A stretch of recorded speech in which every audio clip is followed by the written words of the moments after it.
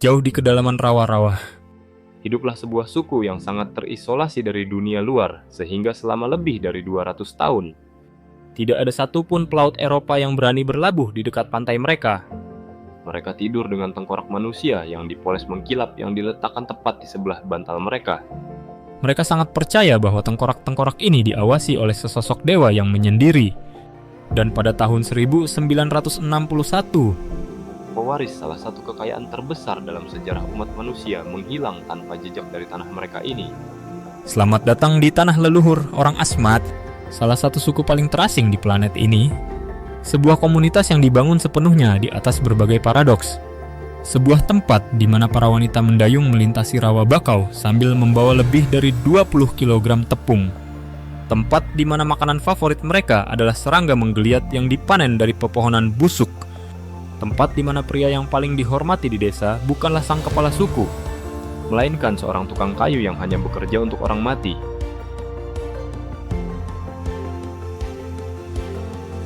Di sepanjang pesisir barat daya Pulau Papua, di dalam wilayah Provinsi Papua Indonesia, terletak wilayah kekuasaan orang Asmat yang merupakan salah satu kawasan paling sulit dijangkau di bumi. Kawasan ini membentang seluas kurang lebih 7.300 mil persegi yang besarnya hampir setara dengan luas seluruh negara Slovenia. Namun, hampir seluruh wilayah ini diselimuti oleh rawa bakau yang tiada akhir, hutan hujan tropis yang sangat lebat, dan jaringan sungai berkelok-kelok yang mengikuti pasang surut air laut. Jika dilihat dari udara, daratan ini lebih terlihat seperti labirin raksasa yang terbuat dari lumpur, air, dan tumbuh-tumbuhan daripada sebuah tempat di mana manusia bisa hidup dan menetap. Ini adalah salah satu kawasan hutan bakau murni terbesar di seluruh Asia Tenggara yang dilindungi oleh UNESCO karena nilai ekologisnya yang sangat luar biasa. Alam di tempat ini nyaris tidak tersentuh sama sekali selama ribuan tahun. Populasi orang Asmat saat ini hanya berjumlah sekitar 70.000 jiwa yang tersebar di desa-desa kecil di sepanjang tepian sungai. Kata Asmat itu sendiri memiliki arti manusia pohon atau manusia sejati. Sebutan tersebut bukan sekadar nama yang bersifat simbolis belaka. Bagi suku Asmat, pepohonan adalah sumber kehidupan sejati mereka.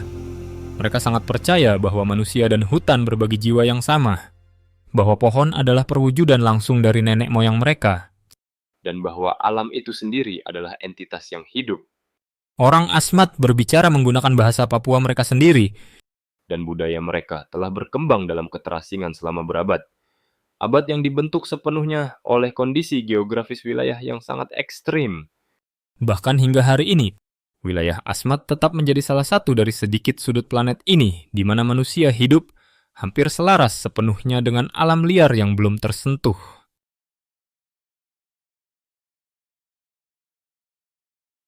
Jauh di dalam hutan bakau, para wanita suku Asmat hidup dengan cara yang hampir sama seperti nenek moyang mereka. Hidup beberapa generasi yang lalu. Bagi mereka, beraktivitas tanpa menggunakan pakaian bukanlah tentang aturan atau pandangan yang menghakimi, melainkan murni tentang cara untuk bertahan hidup. Dalam dunia di mana Anda menghabiskan sebagian besar waktu di air atau lumpur, kain jenis apapun akan dengan cepat menjadi masalah besar bagi kulit Anda. Itulah alasan mengapa tubuh mereka sendiri yang berfungsi sebagai perlindungan alami mereka. Di desa-desa Asmat, bukan para pejuang melainkan para wanita lah yang menjaga suku tersebut agar tetap bertahan.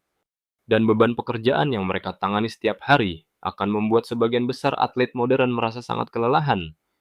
Dalam struktur masyarakat tradisional Asmat, kaum pria memainkan peran utama sebagai pelindung dan pemimpin ritual adat.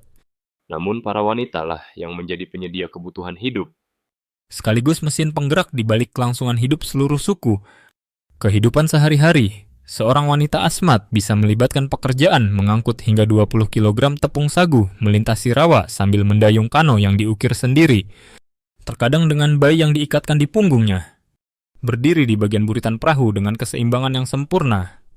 Dalam kondisi suhu sekitar 40 derajat Celcius dan tingkat kelembapan yang mencapai hampir 100%. Pekerjaan rutin mereka meliputi kegiatan menebang pohon sagu, membilas serat-seratnya di air sungai, menguleni adonan untuk mengekstrak patinya, menangkap ikan di dataran pasang surut dengan tangan kosong, menarik larva keluar dari kayu yang membusuk, serta membesarkan anak-anak. Semua tugas fisik ini dipadatkan ke dalam satu hari yang sama. Karena pakaian biasa akan sangat mudah menjadi tempat berkembang biaknya jamur di iklim semacam ini. Para wanita tradisional Asmat di masa lalu hanya mengenakan rok pendek yang ditenun dari serat pohon sagu. Kulit telanjang mereka yang dilapisi dengan lapisan tipis lumpur sungai dan abu kayu alami berfungsi sebagai pelindung utama dari gigitan serangga, Sengatan sinar matahari, dan serangan parasit. Lalu bagaimana cara mereka mengusir serangga? Solusi mereka ternyata sangat sederhana, yaitu dengan menggunakan lapisan lumpur sungai dan abu kayu. Lapisan ini berfungsi sebagai peneduh sekaligus penghalang alami. Dan hal ini telah menjadi bagian yang tidak dapat dipisahkan dari rutinitas keseharian mereka.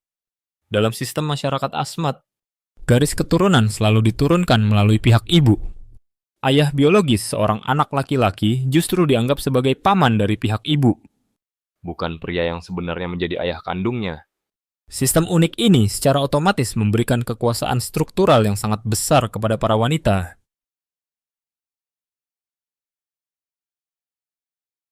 Menurut legenda kuno yang beredar luas, ketika dunia ini masih sepenuhnya kosong, Dewa Fumeripits hidup sendirian di sebuah rawa yang tidak ada ujungnya.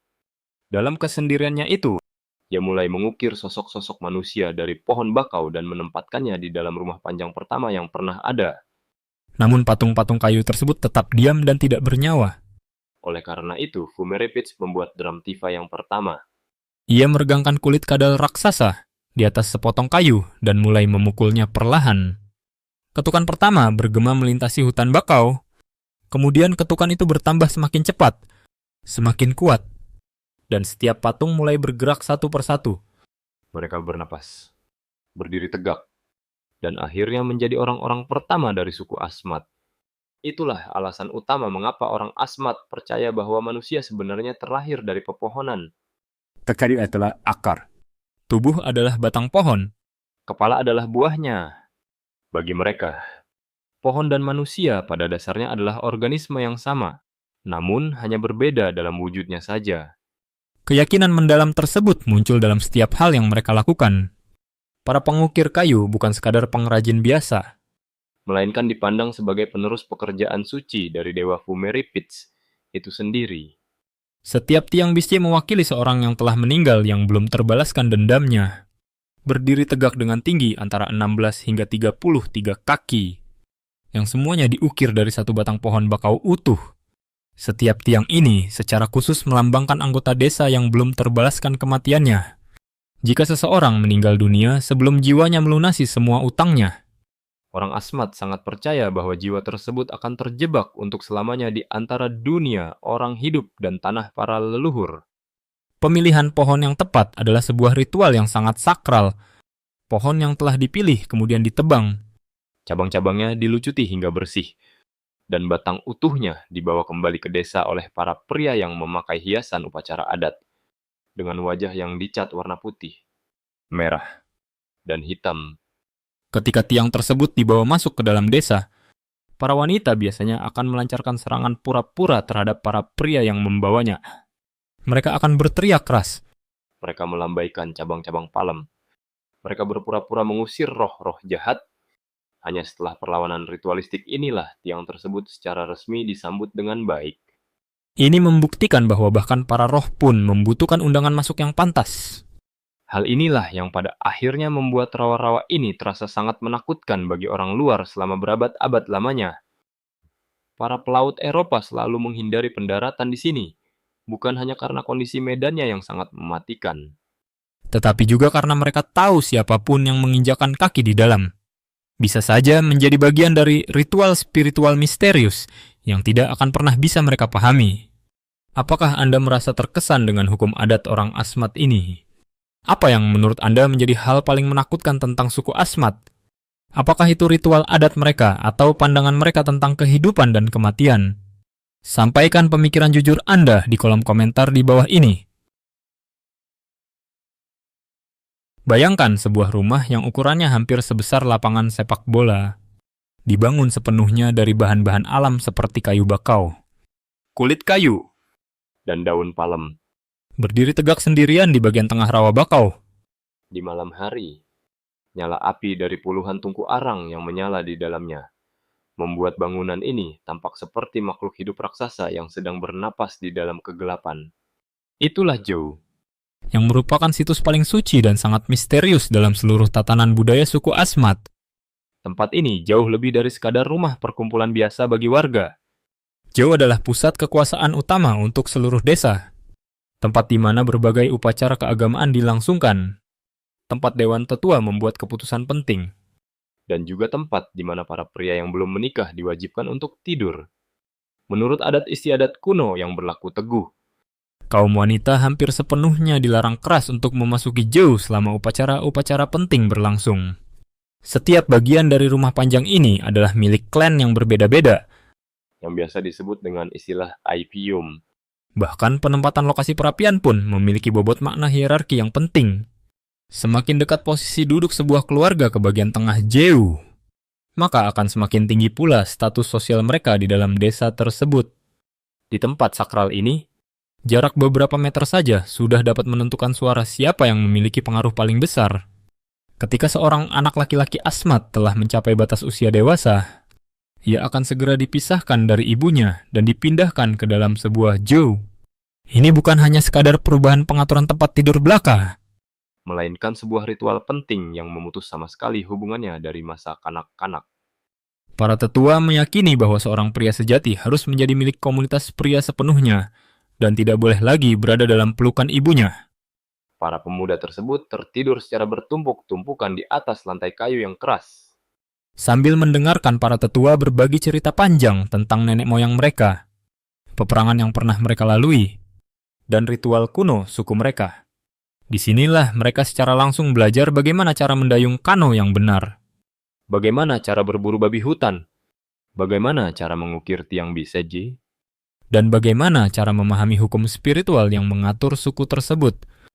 Menariknya, Setelah melangsungkan upacara pernikahan, pria Asmat biasanya tidak akan membawa istri mereka untuk tinggal bersama keluarga mereka sendiri. Sebaliknya, mereka justru harus berkemas pindah dan menetap bersama keluarga dari pihak istri mereka. bagi orang Asmat, Tengkorak nenek moyang mereka sama sekali bukanlah sesuatu hal yang harus ditakuti ataupun harus dikuburkan di dalam tanah. Tengkorak-tengkorak tersebut justru diyakini sebagai simbol perlindungan, perkutan, dan ikatan abadi antara mereka yang masih hidup dengan mereka yang sudah mati. ketika seorang ayah atau tetua penting meninggal dunia, kepala mereka seringkali disimpan dengan hati-hati di dalam rumah, alih-alih ditempatkan di dalam liang kubur yang dingin. Orang Asmat sangat percaya bahwa jiwa sejati dan energi kehidupan seseorang bersemayam abadi di dalam kepala mereka. Jadi menyimpan tengkorak leluhur dalam jarak dekat saat mereka tidur memiliki arti bahwa orang yang sudah meninggal tersebut akan terus bersama keturunan mereka, senantiasa menjaga mereka dari berbagai penyakit, kecelakaan, dan roh-roh jahat yang selalu mengintai di dalam keheningan rawa. Tengkorak-tengkorak pusaka ini dibersihkan dan dipoles dengan sangat hati-hati sampai benar-benar mengkilap, lalu dihiasi secara indah dengan manik-manik berwarna merah, cangkang kerang laut, Dan bulu burung kasuari. Beberapa dari tengkorak ini bahkan ada yang dikalungkan di leher sebagai harta paling berharga milik keluarga tersebut. Orang Asmat memiliki ketakutan yang sangat luar biasa terhadap roh-roh yang terlupakan. Yang biasa mereka kenal dengan sebutan Endat. Mereka percaya bahwa jika nenek moyang mereka tidak dirawat dan dihormati dengan baik, Roh-roh tersebut pasti akan datang kembali untuk membawa malapetaka besar bagi seluruh komunitas desa. maka dari itu, Tidur dengan tenang di samping tengkorak leluhur seolah-olah merupakan sebuah penegasan nyata bahwa mereka yang telah meninggal tetap hadir secara spiritual dan tidak pernah ditelantarkan. jika itu adalah Anda akan memiliki keberanian untuk mencoba tidur di sebelah tengkorak nenek moyang Anda setiap malam. Tuliskan jawaban Anda di kolom komentar di bawah ini. Jika Anda menganggap bahwa pengalaman ini sangat menarik, silakan beri komentar dengan angka 1. Di atas tanah wilayah orang Asmat, jalanan aspal pada dasarnya sama sekali tidak pernah ada. Tidak ada mobil, Tidak ada sepeda motor. dan sama sekali tidak ada konsep berjalan kaki keluar desa seperti yang biasa kita kenal dalam kehidupan modern selama ini. Segala sesuatu yang ada di tempat ini selalu bergerak melalui jalur air. Seluruh wilayah kekuasaan Asmat, yang membentang sekitar 7.300 mil persegi, sebagian besar hanyalah berupa hutan bakau basah dan rawa-rawa pasang surut yang selalu dilintasi oleh sungai-sungai raksasa. Ketinggian air di sana bisa berfluktuasi hingga lebih dari 4 meter hanya dalam satu hari saja. Dan air asin dari laut bisa mendorong masuk hingga puluhan kilometer jauhnya ke arah pedalaman. Di banyak tempat, Daratan tanah yang kering hampir mustahil untuk ditemukan. Apa yang sebenarnya terletak tepat di bawah pijakan kaki Anda hanyalah lapisan lumpur tebal, akar-akar pohon yang melilit. dan genangan air yang gelap gulita. Itulah mengapa kano yang terbuat dari kayu berlubang perlahan-lahan menjadi hal yang paling penting dan berharga dalam kehidupan sehari-hari orang Asmat. Perahu-perahu kayu ini diukir menggunakan tangan dari satu batang pohon utuh.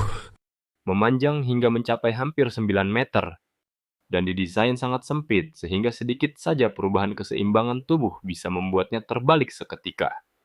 Namun orang Asmat mampu mengendalikannya dengan sangat santai dan mudah, sehingga seorang remaja saja bisa berdiri tegak di bagian buritan kapal, mendayung melewati pusaran air sungai selama berjam-jam lamanya, tanpa menumpahkan setetes air pun ke dalam perahu.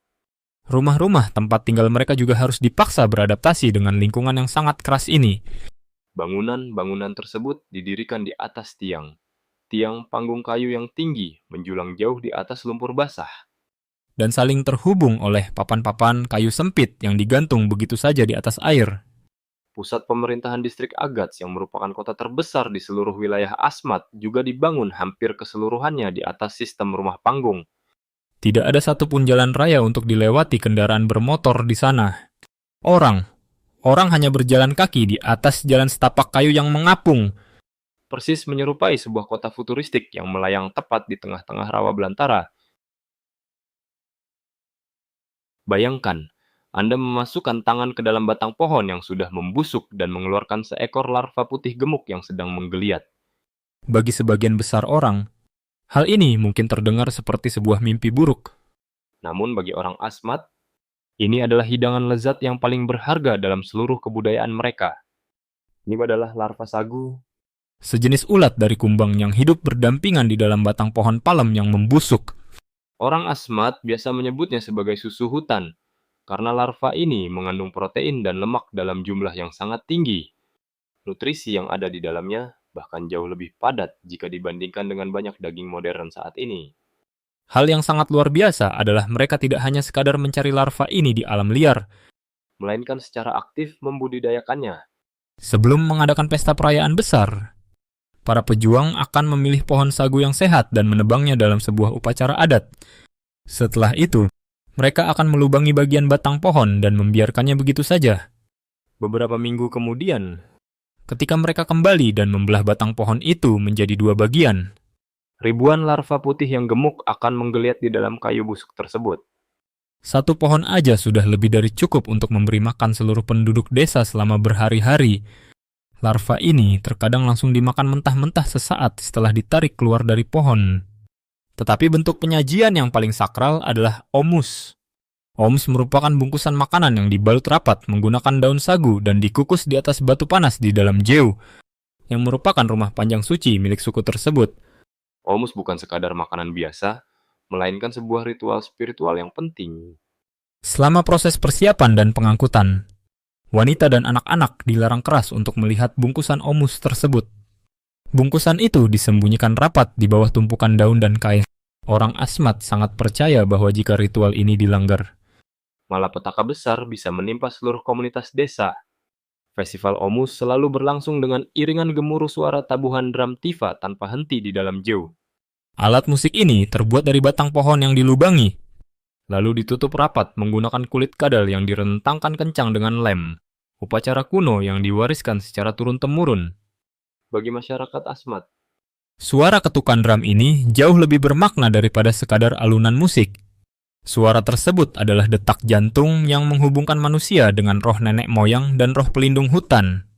Selain larva, pilar kehidupan paling penting bagi orang Asmat tetaplah pohon sagu.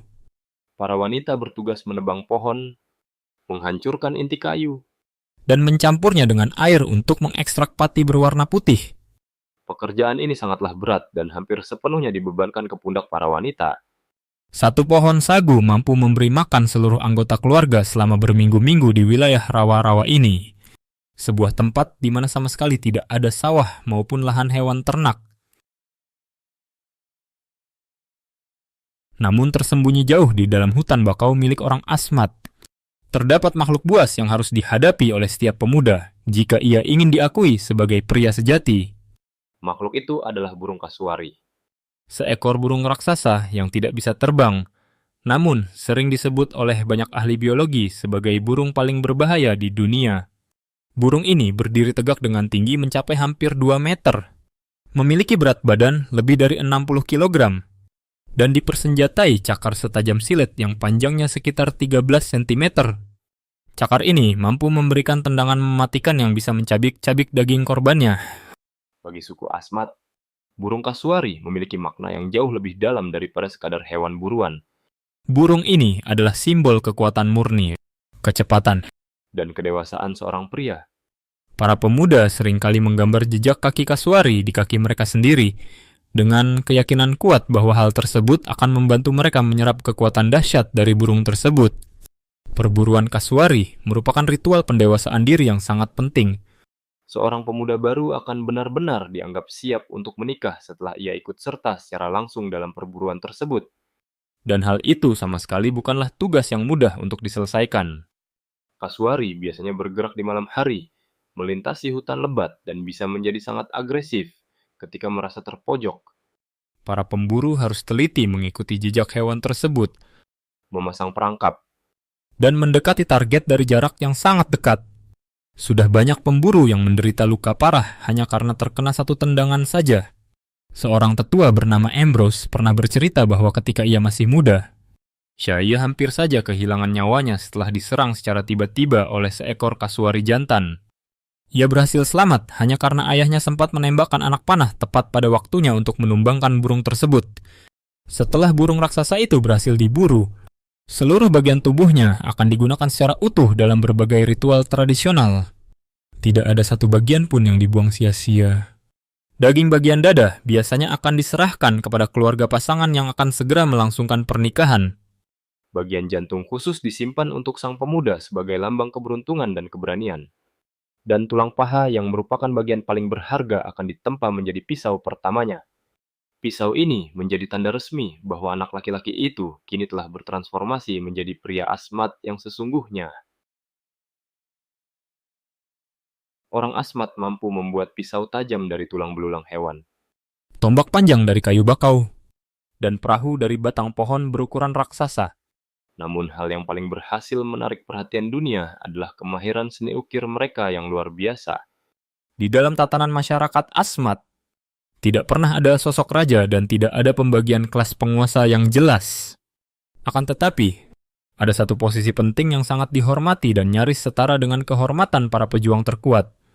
Mereka adalah para pengrajin ukiran yang dikenal dengan sebutan Wawipits. Sebagian besar pria Asmat memang memiliki kemampuan dasar dalam mengukir kayu.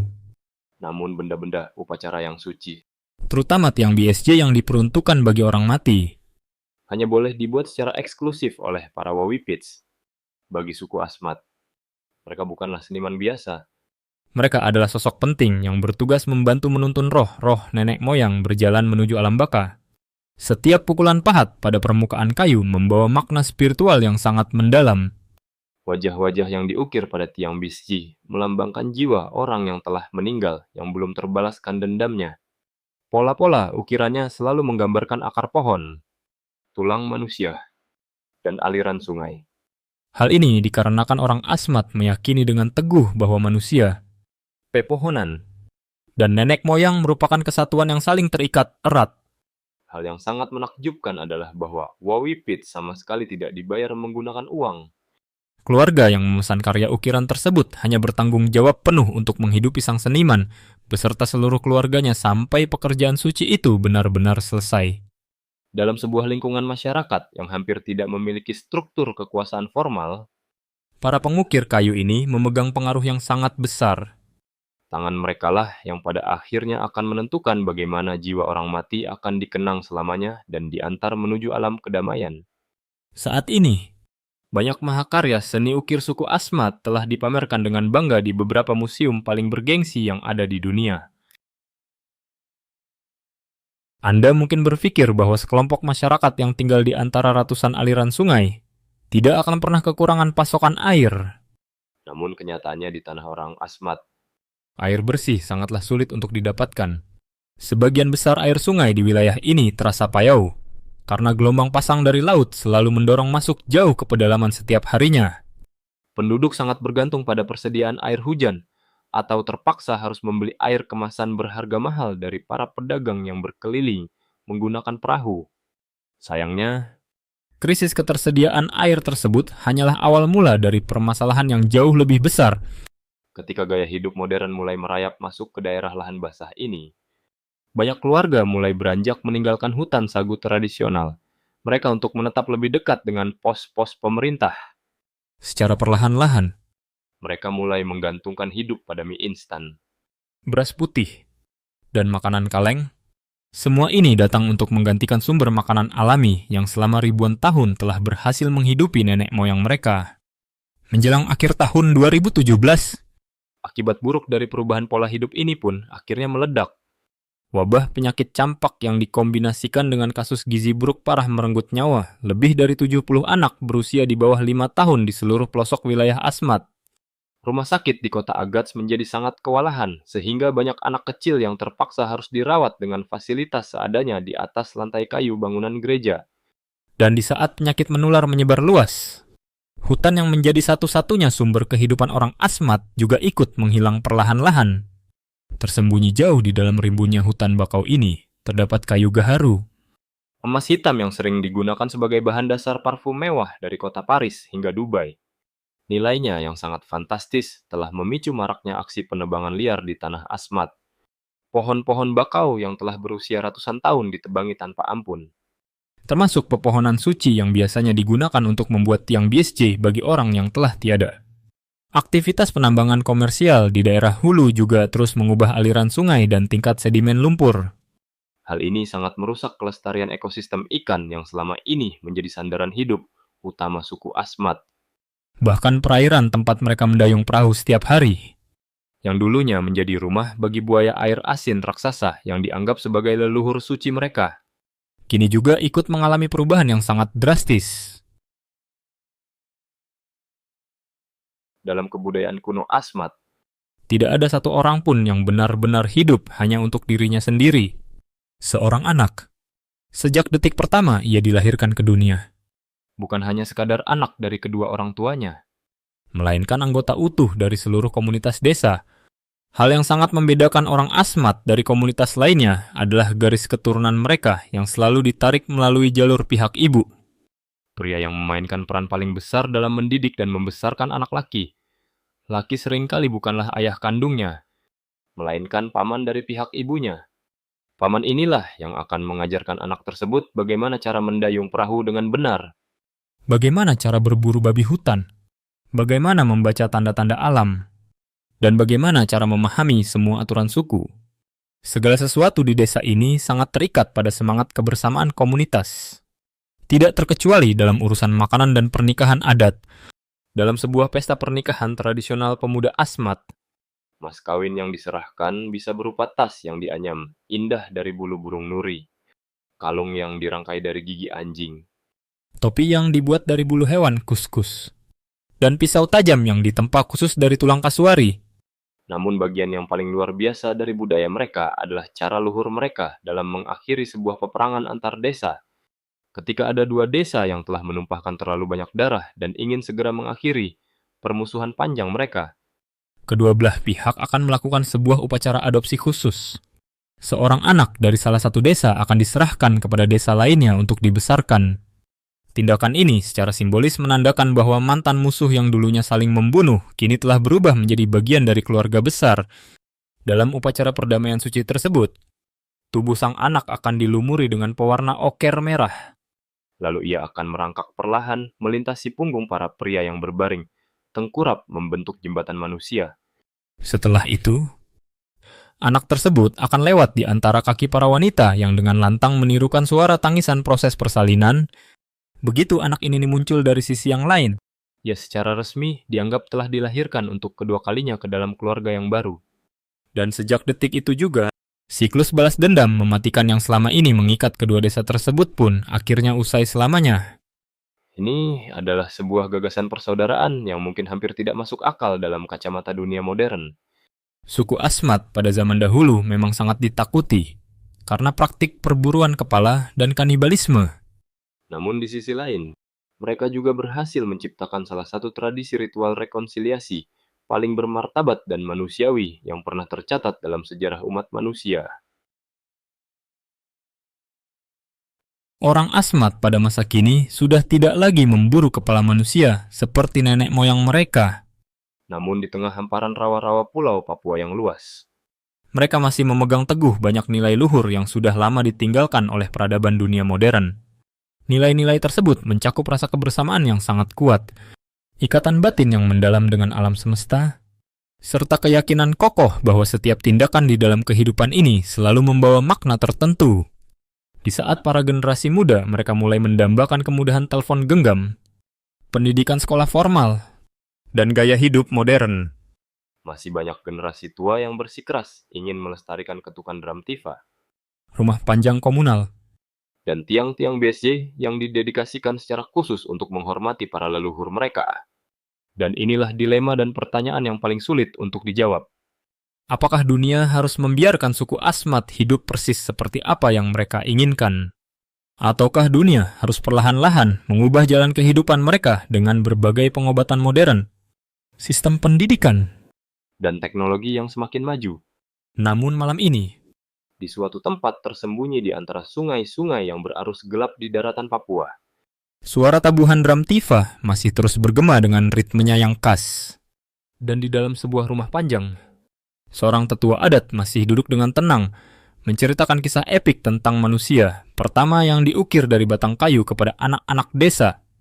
Ada banyak hal luar biasa yang dapat dipelajari dari ketahanan dan budaya suku Asmat yang unik ini. Jika Anda ingin terus menjelajahi berbagai budaya paling tidak biasa di seluruh dunia, jangan lupa untuk berlangganan saluran ini. Terima kasih sudah menonton. Kalau video ini lucu atau bermanfaat, jangan lupa like, subscribe, dan nyalakan loncengnya agar tidak ketinggalan video baru. Sampai jumpa di video berikutnya.